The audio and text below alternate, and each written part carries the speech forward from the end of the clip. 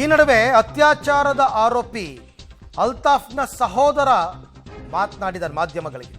Altaf cigarette ಕೂಡ ಸೇರ್ತಿರಲಿಲ್ಲ, ಆದರೆ ಗೆಳೆಯರು ಒತ್ತಾಯ ಮಾಡಿ ಅವನಿಗೆ ದುಶ್ಚಟವನ್ನು ಕಲಿಸಿದ್ದಾರೆ. ಇನ್ನು ಆತ ಡ್ರಗ್ಸ್ ತಗೊಳ್ತಾ ಇದ್ದ ವಿಚಾರವೇ ನಮಗೆ ಗೊತ್ತಿಲ್ಲ ಅಂತ ಅಲ್ತಾಫ್ ಸಹೋದರ ಮಾತನಾಡ್ತಾ ಹೇಳಿದ್ದಾನೆ.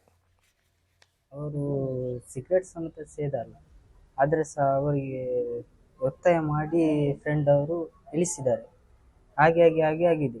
ಅವರು ಸಿಗರೇಟ್ ಸಮೇತ ನಾವು ಎಂಥರ ಮಾಡಿದರೆ ಸಹ ನಮಗೆ ಬೈತಾರೆ, ಸಿಗರೇಟ್ ಸಮೇತ ಸೇರಿದ್ರೆ ಸಹ ಬೈತಾರೆ.